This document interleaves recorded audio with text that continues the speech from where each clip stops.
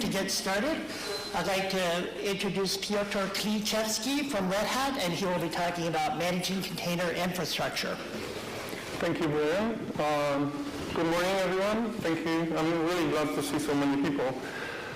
So let's start. As Brian said, if there are any questions, let's have them at the end of the presentation, or you can always visit ovirt booth. I will be there, so we can talk over there as well.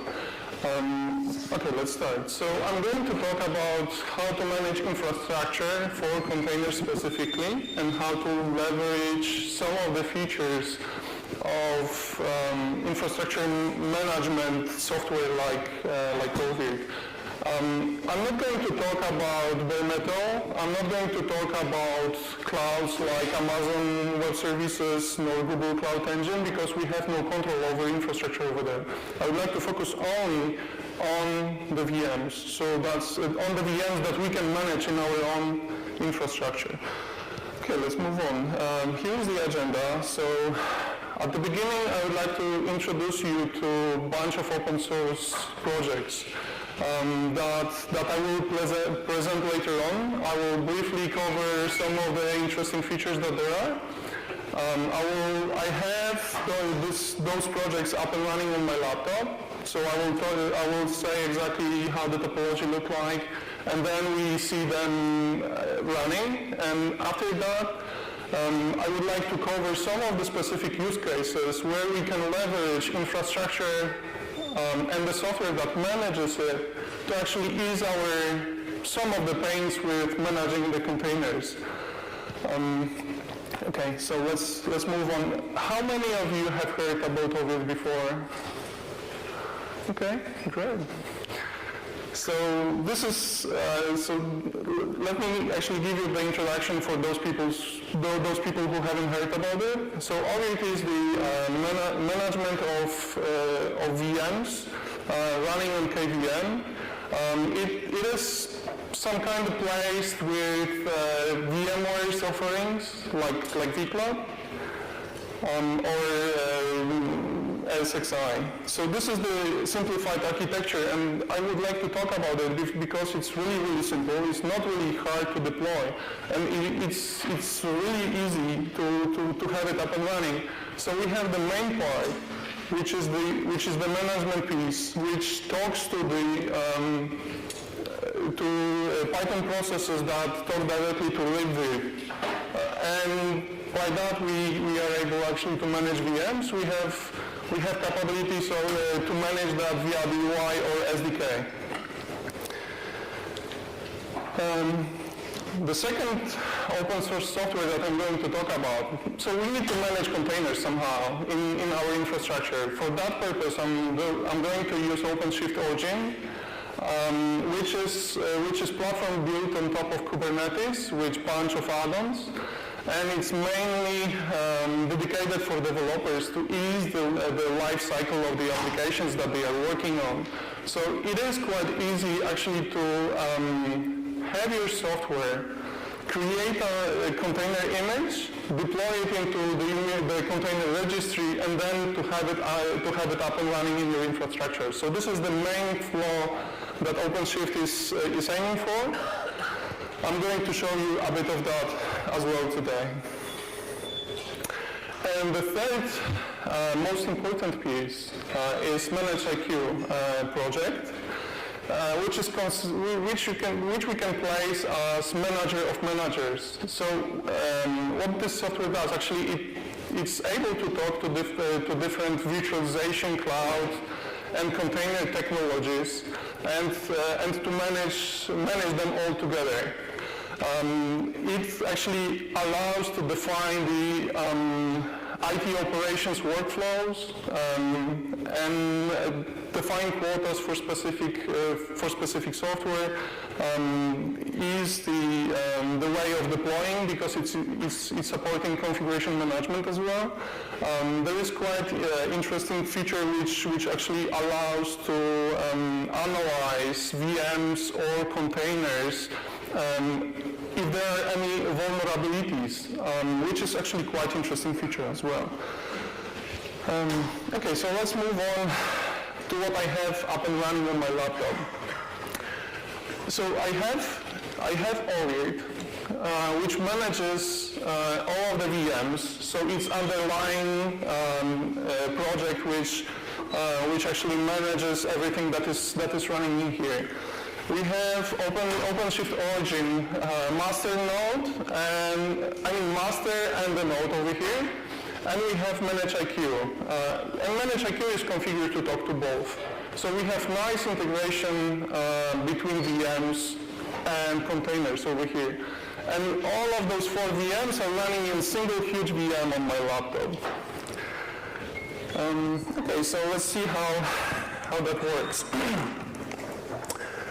So as you can see here, I have one VM which is running locally on my laptop, and in that specific VM, I have those four VMs that I mentioned. So let's take a look briefly at the UI. So this is the ovirt management UI. From here you can manage VMs, you can manage infrastructure, you can manage storage. You can manage networks, so everything that you need actually to have the infrastructure up and running, you can do it from here or from the SDKs. So we have the 4 VMs up and running. I don't have much time actually to show all of the features, so I will move on briefly, and then we can focus actually on those interesting use cases around managing the infrastructure to ease the pain with the containers. Here I have OpenShift origin. I already provisioned a project. So OpenShift, on top of Kubernetes, OpenShift actually have this notion of projects where you can actually start your development workflow from building your container actually to deploying it to registry and then to have it up and running. So I have 2 replicas of single container which is running Python. And this is the most important piece with this infrastructure, from where we can manage the infrastructure itself. So here we can see actually the configured ovirt provider in a few seconds. Yes, so here we can see the configured provider, we can see the VMs, we can see a bunch of data about the VMs, about everything. So manageiq, as it is, it just creates an inventory based on the state with specific provider. In this case, it's ovirt. So you can see how the networking is configured, how VMs are configured, where the VMs are running. How they are consuming the resources. You can see data from the monitoring as well. You can charge block later on. And on the same UI, actually, you can see similar data for containers. So we have the provider that we configured for OpenShift, and we can see similar data for the containers. So let's take a look actually at some of the pods that we have.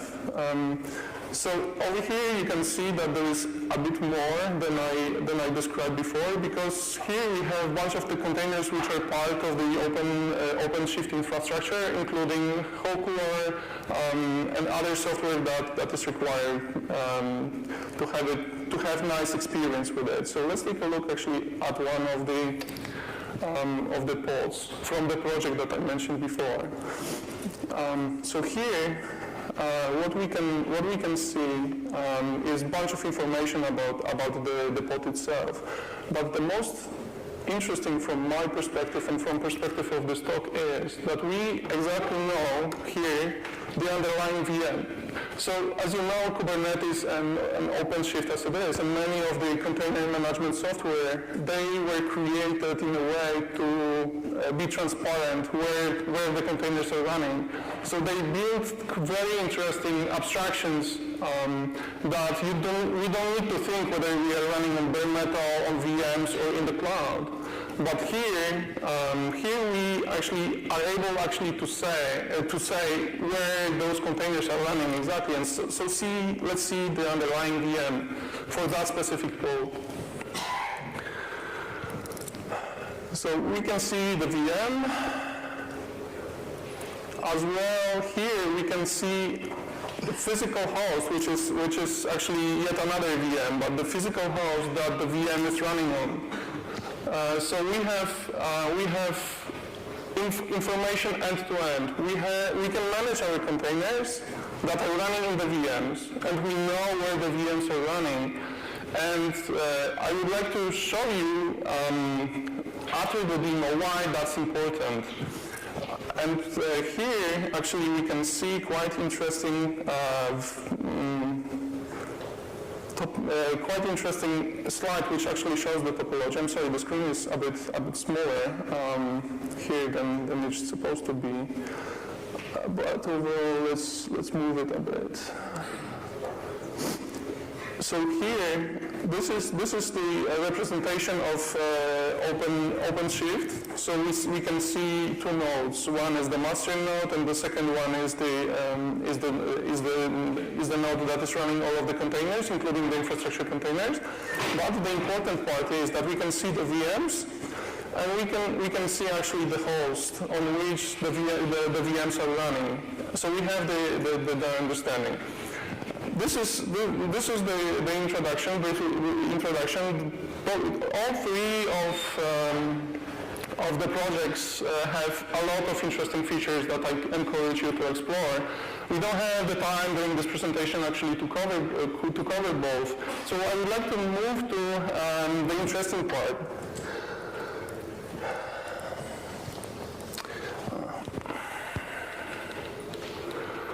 To talk about the use cases. So I would like to start from the least interesting use case, but yet very important. So when we manage the infrastructure, sometimes we need to run the maintenance on the hypervisors. And how we can do that? We can kill the containers one by one and migrate them over to the other VM running a different host. Or we can kill the VM altogether and then recreate the containers on the other VM that is running on the other host. Fine, perfectly fine scenario. Unless we actually have a bit of interruption for the application that is running within the containers. And from the infrastructure perspective, we could actually easily migrate the VM with the containers up and running. And from the application perspective, there will be no downtime, no visible downtime. And some of the applications running in the containers are really fast to spawn. But it doesn't mean that the applications that are running inside will actually be up and running fast, or will be delivering the same amount of will be serving the same amount of traffic instantaneously. So this is actually one of the, as I said, less interesting but important use cases where instead of actually killing all the containers, we could migrate the VM and move on with the maintenance. Next use case. So I briefly talked about the relation between the container and the physical host if we are running virtualized infrastructure. So let's consider two scenarios. Let's assume that we have two nodes running replicas of the same container, and we have, in separate scenario, we have one node only running replicas in there.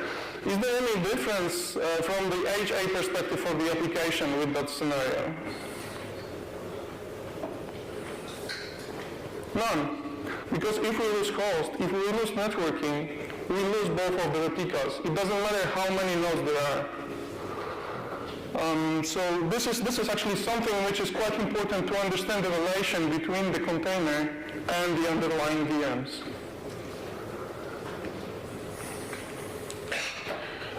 Next use case. So we have really powerful machines, and we can run many VMs. Let's say 10. We have our services up and running, nicely packed into the containers. We replicated those containers across the board, and we lose one of the machines with 10 VMs. So that will be 10 nodes where the containers are running. So how many services we can lose? at one time, it's very possible that losing one VM actually means that our application is down. Do we really want that? And from our infrastructure perspective, we can use quite an interesting feature, which is host affinity. So when we create VMs that will become nodes for the container infrastructure to actually spawn containers on, we can make sure that those VMs are running on separate hosts by placing them over there. Or maybe we have a use case where we want to have those VMs placed on the same host because of the latency, because of different requirements for our applications that are running inside of the containers. So we can define a host VM affinity, so they will be placed on the same physical hardware.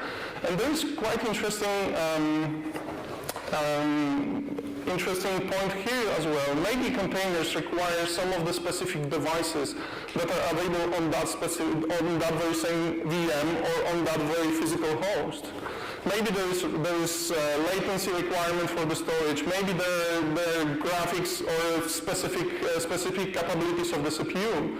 Then we can place those VMs in specific places by defining the host to VM affinity. And then our containers can actually leverage that relationship without container management actually really knowing about it. So this is quite interesting use case. And another one, I already mentioned a couple of times the crashes. So how to mitigate the crashes of the VMs or crashes of the physical host, and bear in mind that we are in virtualized environment and we are using containers. So in order to do so, the relationship that I showed in manageiq, we know exactly where the containers are running on the physical host, even though that we are running them in the VMs. So by looking at the topology of our infrastructure, we can slowly migrate different VMs to different hosts to make them safer. So then we will be less worried about HA of the applications that are running inside of the containers. We can define the VM affinity rules, and then the ovirt scheduler will migrate the VMs over to different hosts.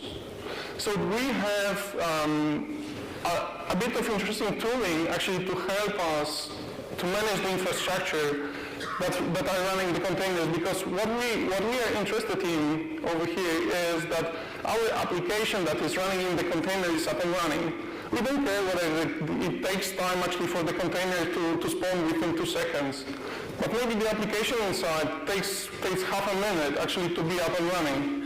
So we can actually leverage virtualization and the tooling that it provides actually to mitigate some of the situations that may occur in our infrastructure. And we know that hardware crashes.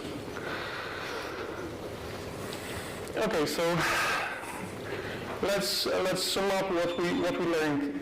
As I said, the Kubernetes and OpenShift, they were created in a way to be transparent for the infrastructure, so they don't care.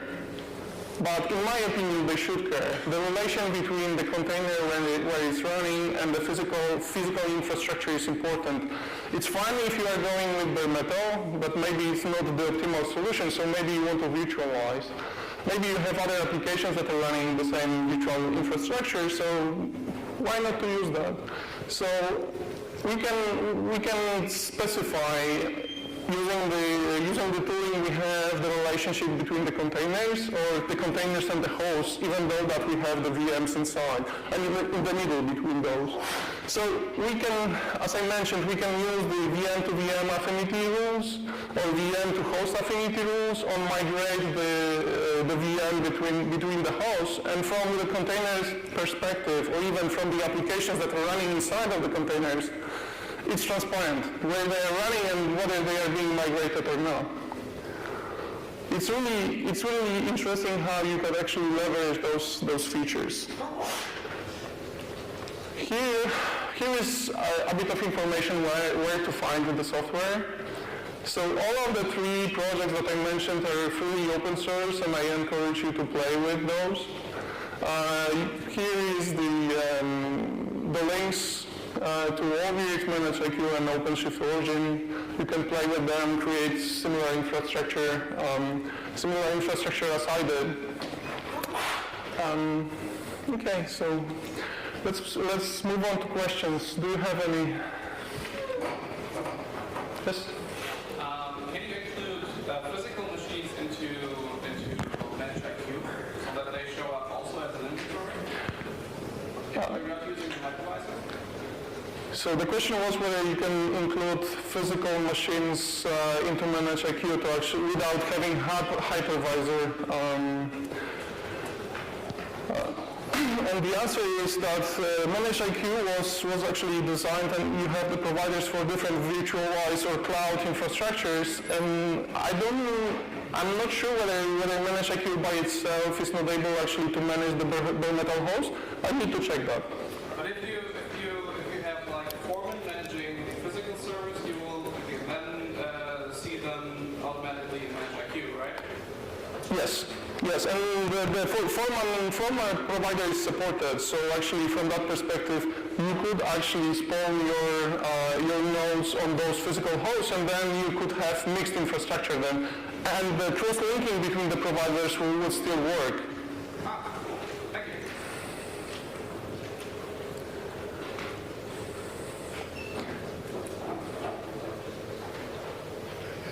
you. Are there any more questions?